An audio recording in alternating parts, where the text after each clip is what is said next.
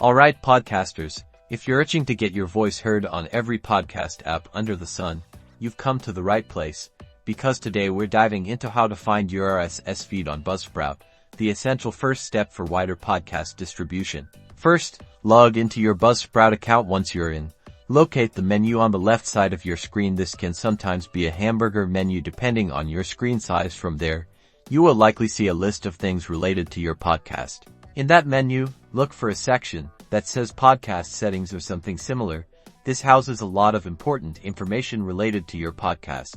Now, once inside the podcast settings, scroll down until you find the option that is named RSS feed or feed URL. Under this heading, you'll see a very important line of text beginning with the word HTTPS. This is your unique RSS feed URL.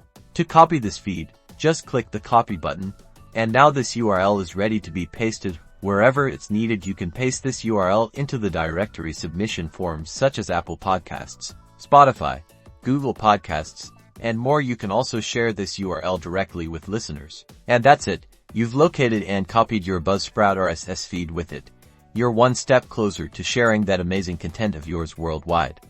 Subscribe and hit that notification bell for more podcasting tips and tricks.